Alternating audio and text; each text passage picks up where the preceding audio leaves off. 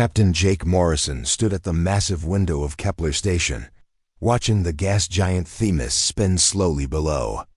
Its orange and red clouds swirled in patterns that reminded him of storms back on Earth.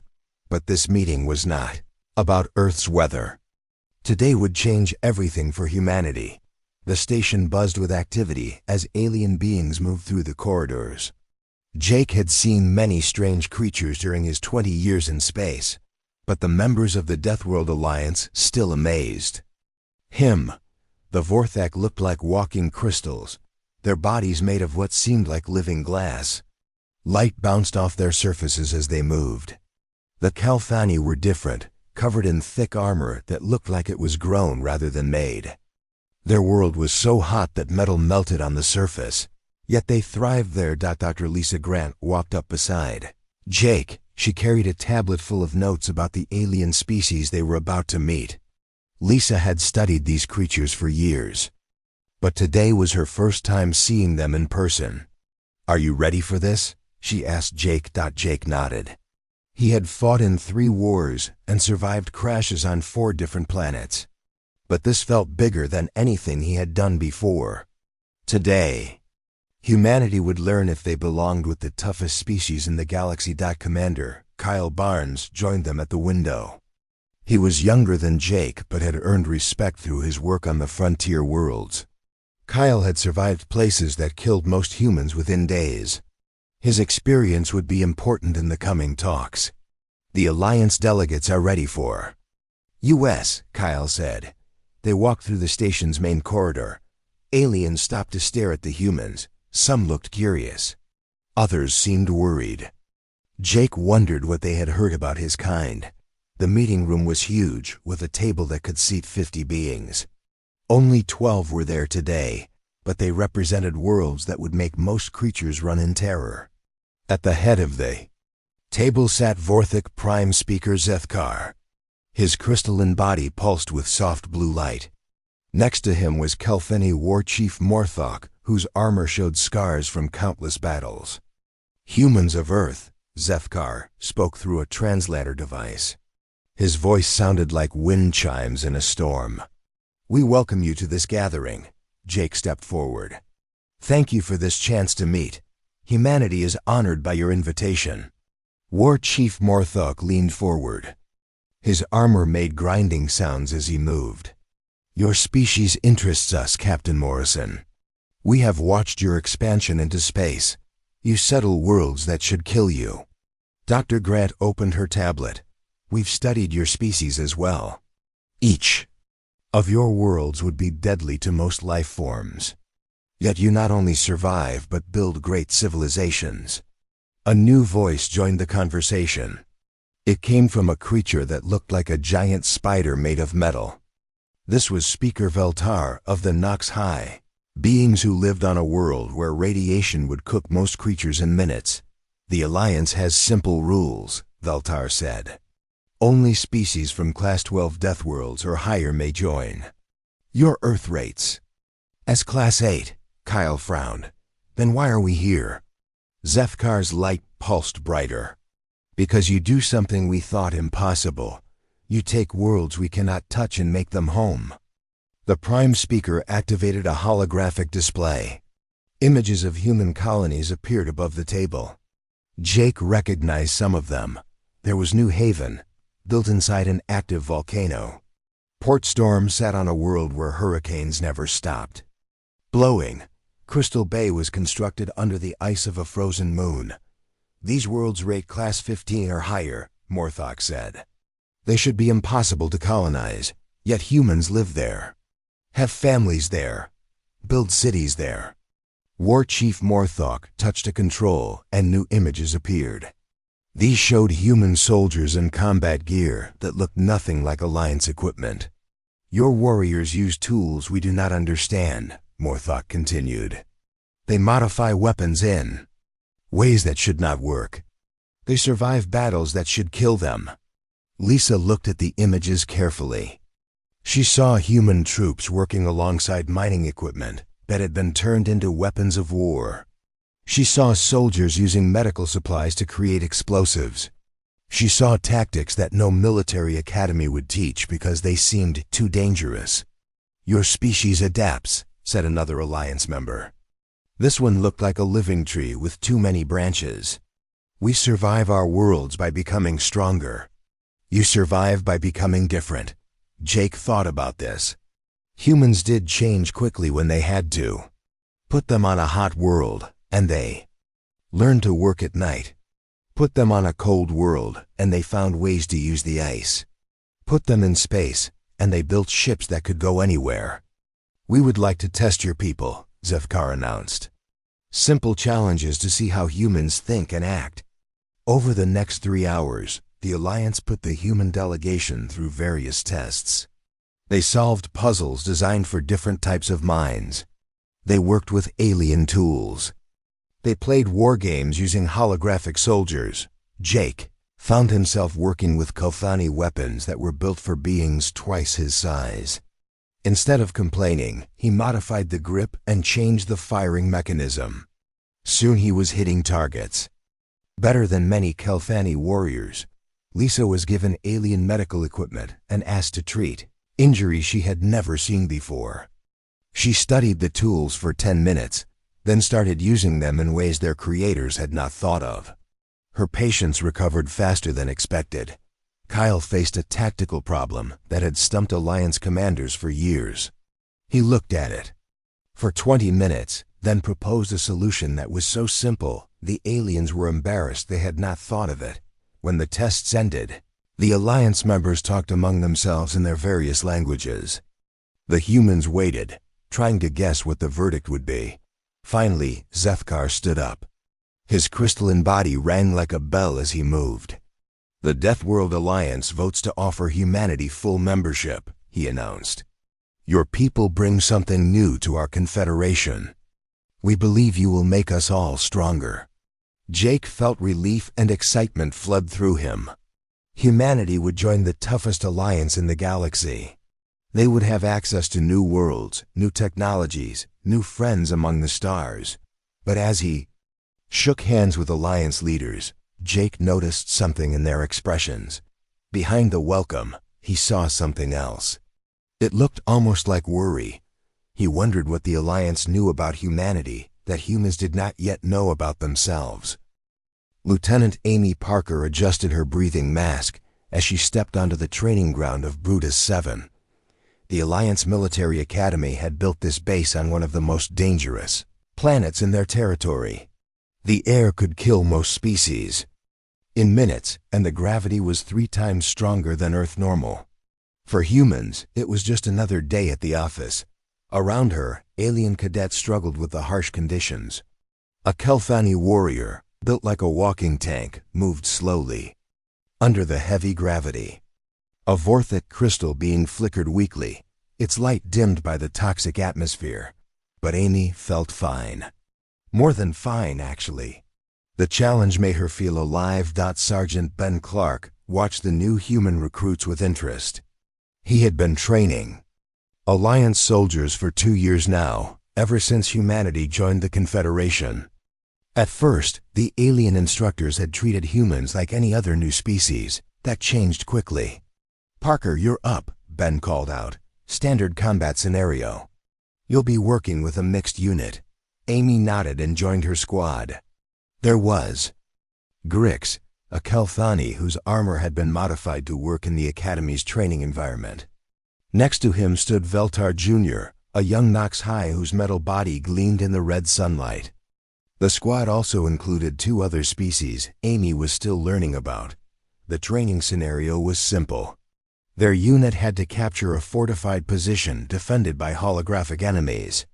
The Alliance had used this test for centuries. Most teams took between 2 and 4 hours to complete it. The best teams did it in 90 minutes.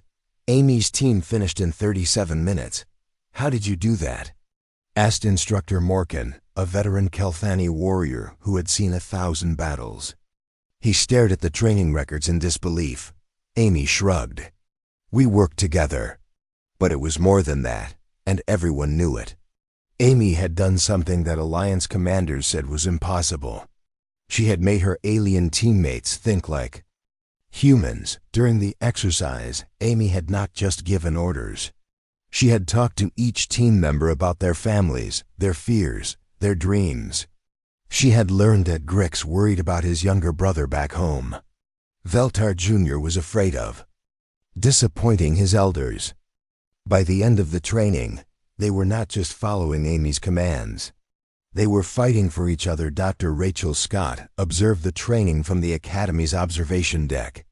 As a psychologist, she had come to study how different species work together. What she found worried her. "They're bonding," she told Alliance Command in her weekly report. "But not in the way we expected." The Alliance had assumed humans would adapt to their way of doing things. Instead, humans were changing how everyone else thought and acted. It started small.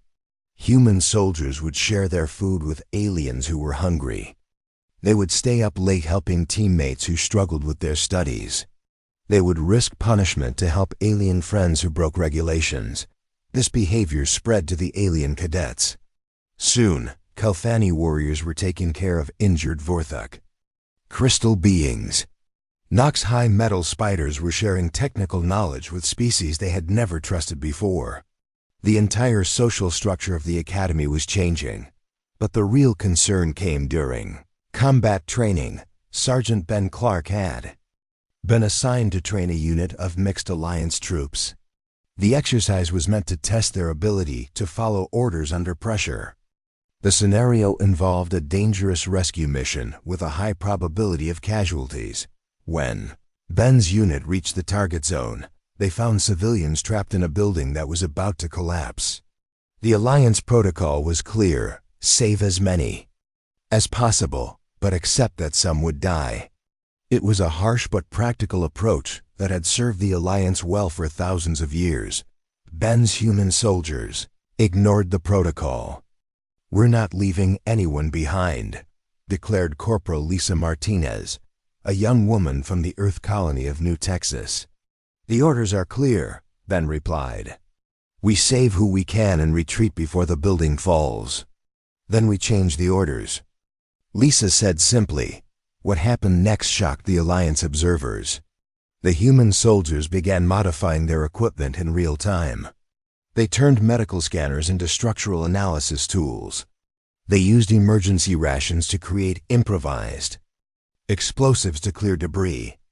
They even convinced the alien members of their unit to help with plans that seemed impossible. The building was falling apart around them, but the humans never gave up. They saved every single civilian. When it was over, the alien soldiers looked at their human teammates with something that looked like worship. This pattern repeated across the Academy.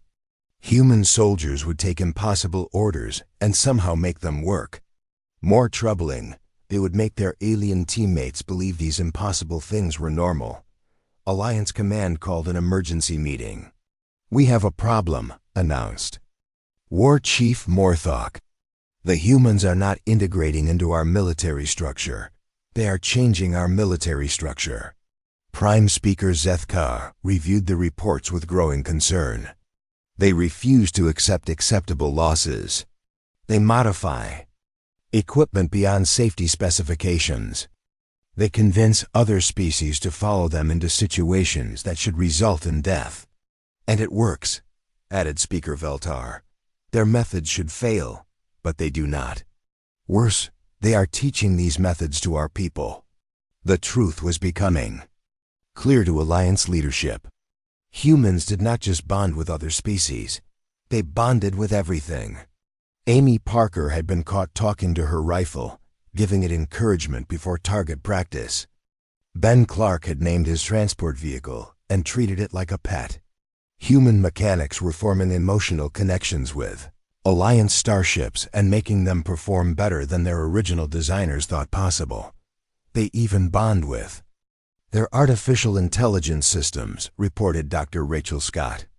"Our ship computers are beginning to develop personality quirks after working with human crews." The Alliance had expected humans to be useful soldiers. They had not expected them to treat war like a personal insult that needed to be fixed. They had not expected humans to view every alien ally as family worth dying for. They had not expected humans to look at military equipment and see friends to be cared for rather than tools to be used. Most disturbing of all, the Alliance had not expected their own people to start thinking the same way. "What do we do?" asked Morthok. Zefkar's crystalline body pulsed with worried light. "We watch them carefully, and we hope we have not made a mistake." But even as he spoke, reports were coming in from across Alliance space. Human colonies were thriving on worlds that should have killed them. Human ships were exploring regions of space that the Alliance had declared too dangerous. Human diplomats were making friends with species that had been enemies for centuries. The Alliance had thought they were gaining a useful member. Instead, they were beginning to suspect they had invited something much more powerful and unpredictable into their confederation. Something that might change everything they thought they knew about survival, warfare, and what it meant to be strong. In the training grounds below, Amy Parker was teaching a group of alien cadets how to play a human game called football. She did not know that Alliance Command was watching with growing alarm. She was just having fun with her new friends, the same way humans had always done. That was exactly what worried them. General Chris Miller stood on the bridge of the Alliance flagship, watching the enemy fleet approach. The Void Swarm had arrived 3 days ago, pouring out of dark space like a plague of metal insects. Their ships were black and twisted, built for one purpose: destroying everything they found. The frontier world of Grimhold was home to 12 million Alliance citizens. It had factories, farms, and families. Now it was about to become a battlefield. "Enemy fleet is maintaining formation," reported the tactical officer, a Kelthani named Brokter. "They are following the same attack pattern they used at Meridian Prime." Chris nodded but said nothing. The Alliance had studied the Void Swarm for months now. Their enemy was predictable, which should have been good news. But predictable enemies were only easy to beat if you could match their strength. The Swarm had more ships, better weapons, and no fear of death. Alliance Command had sent their best fleet to defend Grimhold. War Chief Morthok commanded the main battle group. Prime Speaker Zethkar led the crystal ships of the Vorthek fleet. Speaker Veltar brought the metal warships of the Nox High. It was the strongest force the Alliance had ever assembled. That it was not going to be enough. "General Miller," came a voice over the communication system. "This is Captain Nina Roberts aboard the U-East Defiance. My battle group is in position." Chris smiled for the first time in days. Nina commanded a squadron of human ships that had been modified far beyond their original design. The Alliance engineers had complained that the changes were dangerous and violated safety regulations. The humans had made the changes anyway. "Good to hear from you, Captain Roberts. What's your status?" "We're ready to show these bugs what happens when they mess with our friends," Nina replied. The Void Swarm attack began exactly as Alliance tacticians had predicted. Wave after wave of enemy ships rushed forward, firing weapons that could tear through the strongest armor. Alliance ships returned fire with disciplined precision, following battle plans that had been tested in hundreds of simulations. For 30 minutes, the battle went according to plan. Then the Alliance lines began to break. "We're losing the left flank," reported Brokter. "The Kulthani heavy cruisers are taking too much damage." Chris watched the tactical display with growing worry. Red lights marked damaged Alliance ships. Too many red lights. The enemy was wearing them down through simple mathematics. They had more ships to lose. "Sir," came another voice over the communication system. "This is Major Tom Bradley on the surface. We're ready to begin ground operations." Chris looked at the planet below. Tom commanded a regiment of human ground troops who had volunteered to defend Grimhold cities. The Alliance had told them it was probably a suicide mission. The humans had volunteered anyway. "Major Bradley, you are authorized to begin defensive operations." Good luck. Thank you, sir. But we don't need luck. We have something better. What Tom had was 3,000 human soldiers who had spent the last month turning Grimhold into the most dangerous place in the galaxy. They had not just built defensive positions. They had turned the entire planet into a weapon, the first void. Swarm dropships landed in what looked like empty farmland. The enemy troops poured out, ready to march on the nearest city.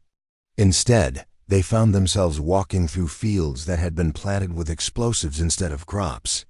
The farmers of Grimhold had volunteered to help, turning their plowing equipment into bomb-laying machines. In space, Captain Nina Roberts was having her own kind of fun with Alliance regulations. "Engineering, I need more power to forward shields," she called out. "Captain, we're already running 20% over." "Maximum safe levels," replied her chief engineer, a young woman named Kelly Hayes. "Then take us to 30%. And while you're at it, see if you can make our missiles fly faster. The guidance systems aren't designed for that kind of acceleration. They might explode. Then we'll make bigger explosions. The enemy won't. Know the difference." Nina's ship, the U-East Defiance, charged straight into the enemy formation. Behind her came 11 other human vessels, each one modified in ways that made Alliance engineers wake up screaming. They used their medical bays to manufacture explosives. They turned their navigation computers into targeting systems. They even used their food processors to create chemical weapons. "This is insane," muttered Broker as he watched the human ships tear through enemy lines. "They are violating every safety protocol in the Alliance manual." "They are winning," Chris replied simply. On the ground, Major Tom Bradley was proving that humans had their own ideas about defensive warfare. Instead of waiting for the enemy to attack his positions, he was taking his soldiers to attack the enemy. His troops moved through tunnel systems they had dug under the planet's surface. They popped up behind enemy lines, destroyed everything they could find, then disappeared again. "Sir, the enemy is requesting reinforcements," reported one of Tom's lieutenants, a veteran named Rick Martinez. "They think they're fighting an army 10 times our size," Tom grinned. "Let them think that. Fear is a weapon too." But the most disturbing thing about the human tactics was not their creativity or their disregard for safety rules. It was how they made their alien allies feel. Telthani warriors who had always followed orders without question began taking initiative. Vorthic crystal beings who prized logic above all else started making decisions based on emotion. Nox High metal spiders who had always worked alone began cooperating in ways their species had never attempted. "They are changing us," War Chief Morthok said quietly as he watched his own ships begin using human tactics. "My warriors are starting to think like humans. Is that bad?" asked Prime Speaker Dithkar. Morthok watched as a group of his soldiers used their own bodies to shield damaged human ships from enemy fire. They did it without orders, without hesitation, as if protecting humans was more important than following protocol. "I do not know," Morthok admitted. "But we are not the same species we were before we met them." The battle for Grimhold lasted 6 days. When it was over, the Void Swarm had been completely destroyed. Not defeated, not driven away, completely eliminated.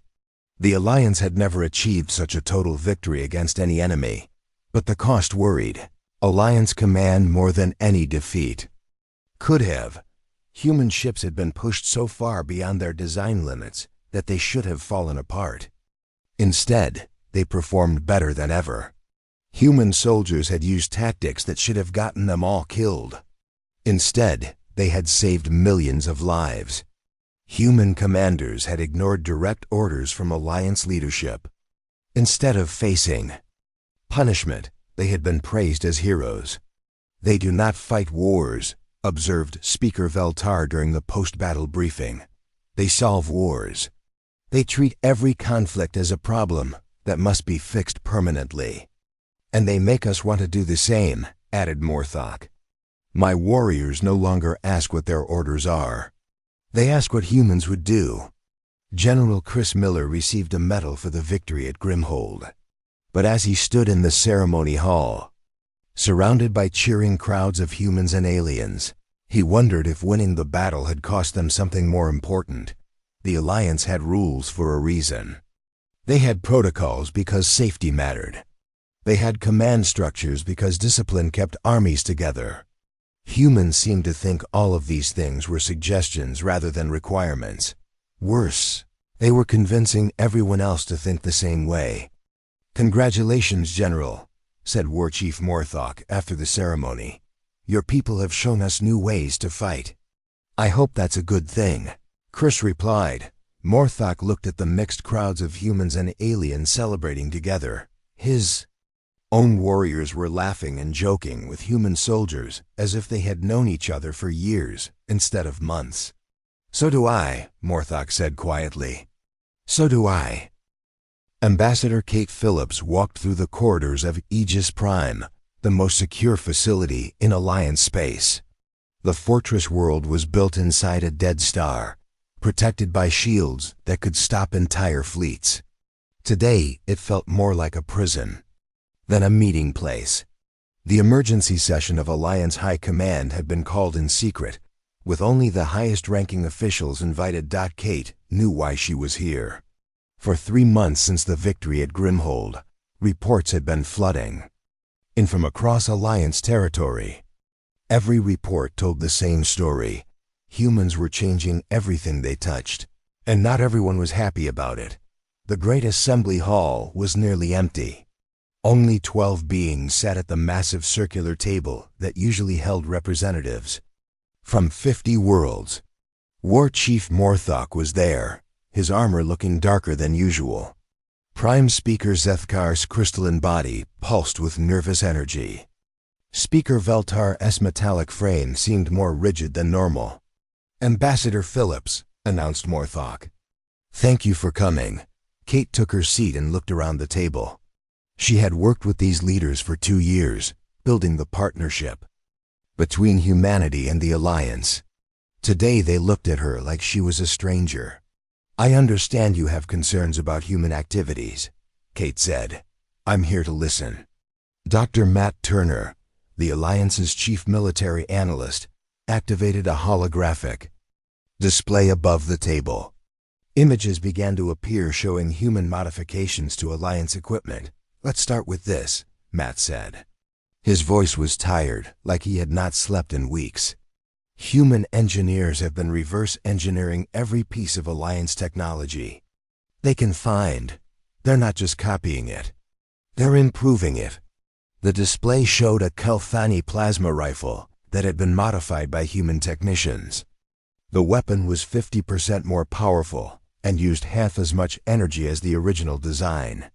"This should be impossible," Matt continued. "The original design was perfected over thousands of years by our best engineers." Humans looked at it for 3 weeks and made it better. More images appeared. Alliance starships with human modifications that made them faster and stronger. Medical equipment that worked better after human doctors had changed how it functioned.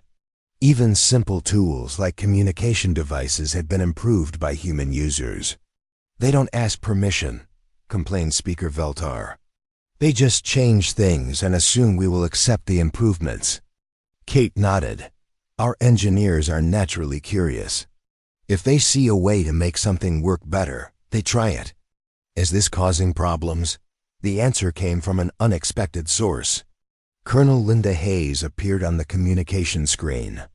She was broadcasting from a classified location somewhere in deep space. "Hello, Ambassador Phillips," Linda said. "I'm Colonel Hayes, commanding the 7th Special Operations Unit." Kate recognized the name. Linda Hayes led one of the most secretive human military units. Kate was not supposed to know they existed. "Colonel Hayes, what can you tell us about recent human military activities?" Asked more single quotes THOK. Linda smiled, but it was not a friendly expression. "We've been busy, War Chief. My unit has been conducting what we call preventive operations, throughout Alliance space. New images appeared on the holographic display. These showed human soldiers in places they were not supposed to be.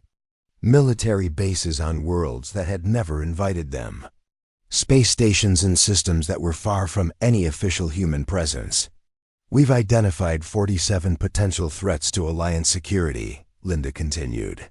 Pirates who might attack shipping lanes. Criminals who might disrupt trade.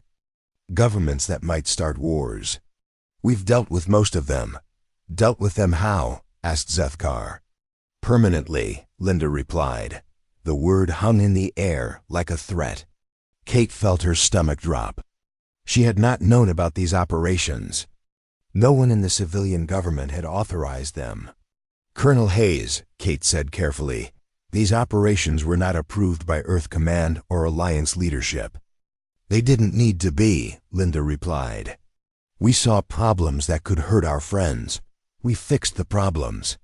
That's what humans do. Dr. Matt Turner brought up more data on the holographic display.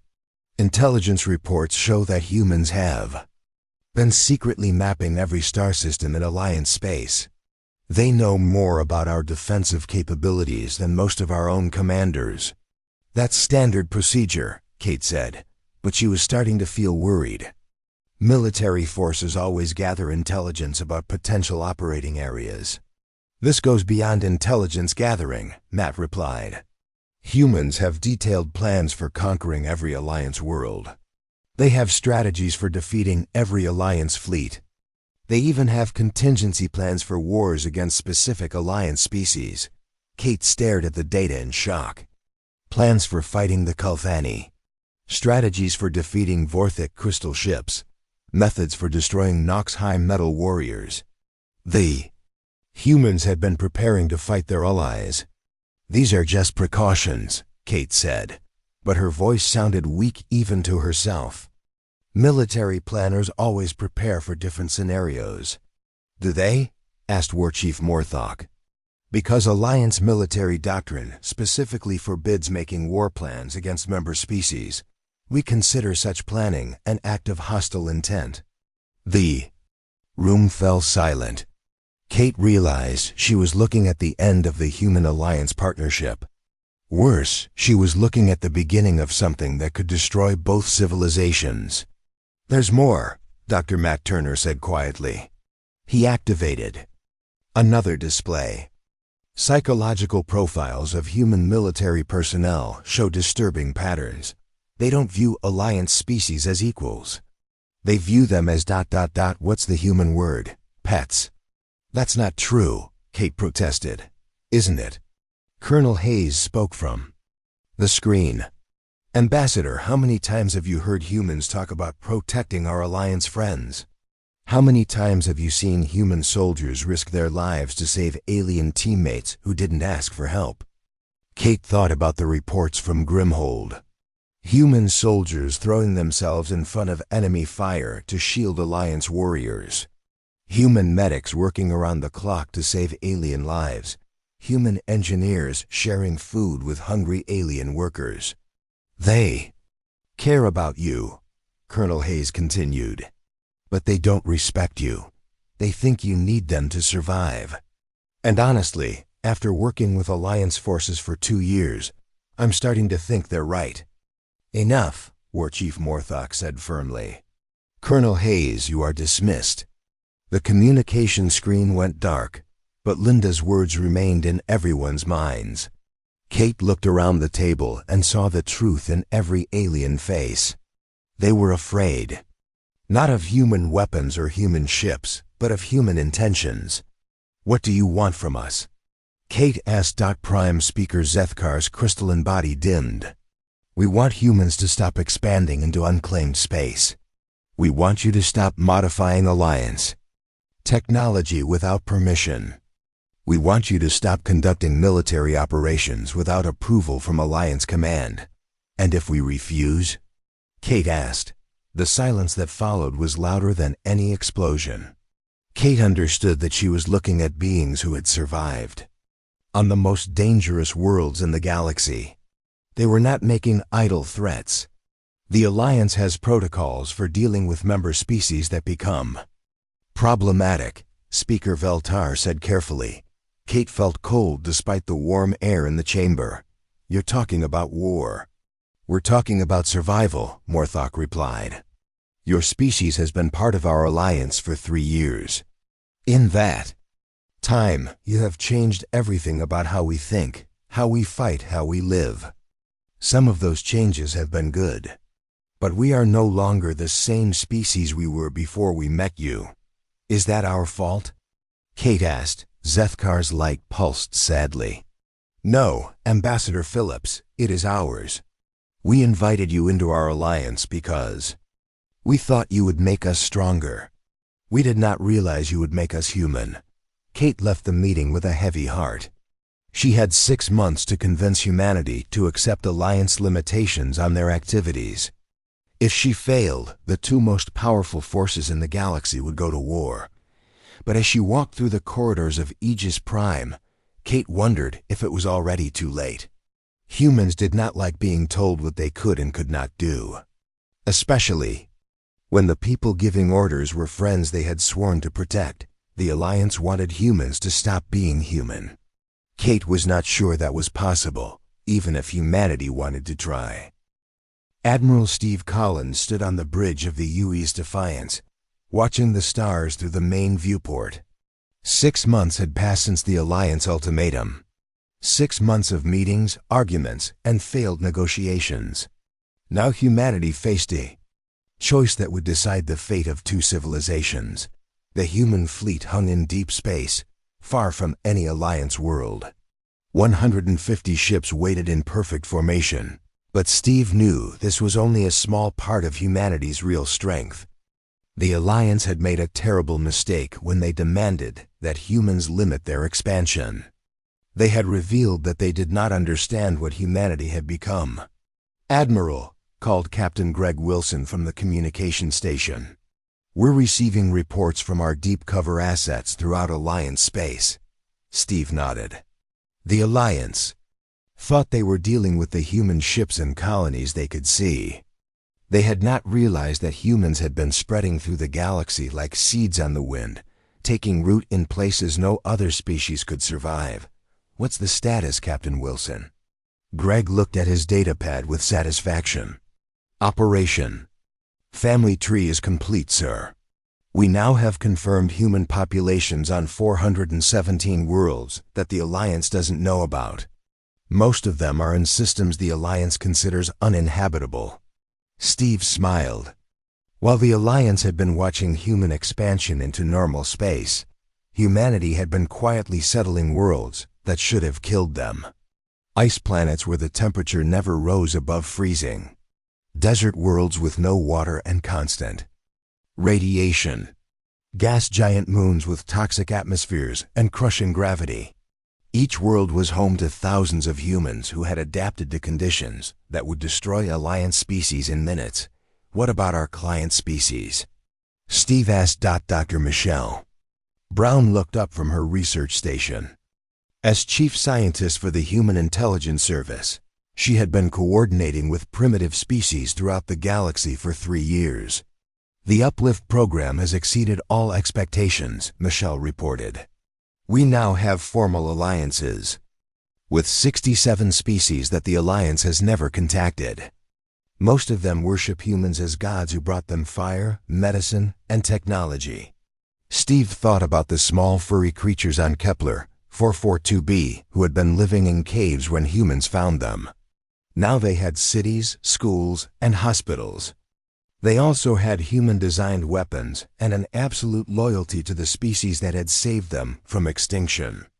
The Alliance thinks they're dealing with 50 human worlds, Steve said to his staff. They don't know about the 400 hidden colonies or the 67 client species. When this war starts, they're going to face an enemy 5 times larger than they expect. But numbers were not humanity's greatest advantage. Their greatest advantage was that they had spent 3 years learning everything about Alliance technology, Alliance tactics, and Alliance psychology. The Alliance had trusted their human partners completely. That trust was about to become their Greatest weakness. Sir, called Lieutenant Commander Sarah White from the tactical station. Long-range sensors are detecting Alliance fleet movements. It looks like they're positioning for a first strike against our outer colonies. Steve had been expecting this. The Alliance believed in decisive action. They would try to eliminate human expansion with a single massive attack. It was a good plan that would work against any normal species. Humans were not normal. Send the activation signal, Steve ordered. It's time to show our friends what they're really dealing with. Across the galaxy, the signal reached human colonies that had been pretending to be weak and defenseless. Mining stations revealed that they were actually military bases. Cargo ships opened hidden weapon compartments. Research stations activated. Defense systems that could destroy entire fleets. But the real surprise was not the hidden weapons. The real surprise was how many Alliance citizens had been living and working alongside humans for years without realizing they were part of an elaborate intelligence operation. Captain Greg Wilson read from his intelligence reports with barely controlled excitement. Admiral, we have human deep cover agents in position throughout Alliance Command. Some of them have been there since before we officially joined the Alliance. Steve thought about Jake Morrison, the diplomat who had represented humanity at that first meeting on Kepler Station. Jake had retired from active service 2 years ago to become a civilian advisor to Alliance Command. The Alliance trusted him completely. They had no idea that he still reported to Human Intelligence Services. What about Dr. Grant? Steve asked. Dr. Lisa Grant is currently the Chief Medical Officer for Alliance High Command, Greg replied. She has access to the complete medical records of every Alliance leader. She also has access to their biological warfare research and their genetic databases. The Alliance had welcomed human experts into their most sensitive positions because humans were so good at their jobs. Human doctors improved Alliance medical care. Human engineers made Alliance technology work better. Human advisors helped Alliance. Leaders make better decisions. The Alliance leadership had never asked themselves why humans were so helpful. They had never wondered if human assistance came with hidden costs. They were about to learn the answer to both questions. Sir, we're receiving a transmission from Alliance Command, reported the communication officer. Steve activated the main screen. War Chief Morthok appeared, his armor gleaming in the lights of the Alliance flagship. Behind him stood Prime Speaker Zethkar and Speaker Veltar. They looked tired and sad, like parents about to punish children they loved. Admiral Collins, Morthok said formally, the Alliance Council has voted. Humanity has 36 hours to withdraw from all systems beyond your original territory and cease all unauthorized military activities. And if we refuse? Steve asked, though he already knew the answer. Then the Alliance will take action to protect itself from further human expansion, Zethkar replied. We do not want war, Admiral. But we will not allow our civilization to be absorbed by yours. Steve looked at the Alliance leaders with something like pity. They still thought this was about territory or resources or military conquest. They did not understand that humans did not conquer civilizations. They adopted them. War Chief Morthok, I have a message for the Alliance Council, Steve said.